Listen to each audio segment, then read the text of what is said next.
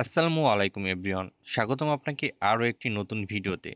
আজকের এই ভিডিওতে আমি আলোচনা করব জাতীয় বিশ্ববিদ্যালয়ে আপনারা যারা অনার্স দ্বিতীয় বর্ষের শিক্ষার্থী আছেন, অর্থাৎ আপনারা যারা দ্বিতীয় বর্ষের পরীক্ষা দিয়েছেন, তারা অনেকেই জানতে চেয়েছেন যে আপনাদের রেজাল্ট কবে প্রকাশ হবে। এই ভিডিওতে আমি সেই বিষয় নিয়ে আলোচনা করব। তাহলে চলুন শুরু করা যাক। প্রথমে আমরা একটু পরীক্ষার সময়সূচি সম্পর্কে জেনে নিই। 2023 সালের অনার্স দ্বিতীয় বর্ষের পরীক্ষা শুরু হয় 2 তারিখ 1 মাস 2025 ইংরেজিতে এবং পরীক্ষা শেষ হয় ফেব্রুয়ারি মাসের 20 তারিখে। সো এখান থেকে আমরা একটু মূল বিষয় একটু আলোচনা করলে বুঝতে পারি, জাতীয় বিশ্ববিদ্যালয়ের নিয়ম অনুযায়ী পরীক্ষা শেষ হওয়ার পর সাধারণত 90 দিনের মধ্যে রেজাল্ট প্রকাশ করা হয়। ফেব্রুয়ারির 20 তারিখ থেকে হিসেব করলে মে মাসের 20 তারিখের পরে রেজাল্ট আশা করা যায়।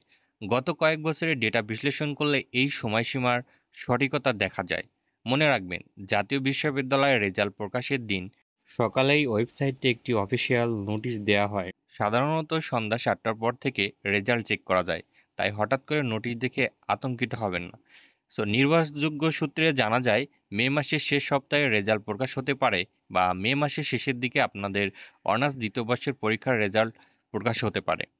আপনারা যারা নিয়মিত জাতীয় বিশ্ববিদ্যালয়ের বিভিন্ন নোটিশ সম্পর্কে জানতে চান এবং আপনাদের রেজাল্ট সম্পর্কে জানতে চান যে আপনাদের রেজাল্ট কবে প্রকাশিত হবে, সো এইসব বিষয়ে খবর পাওয়ার জন্য অবশ্যই আমাদের এই চ্যানেলটিকে সাবস্ক্রাইব করে রাখবেন এবং পাশে থাকা বেল আইকনটি অন করতে ভুলবেন না, যাতে পরবর্তী কোনো নতুন আপডেট নোটিশ আসলে আপনি মিস না করেন।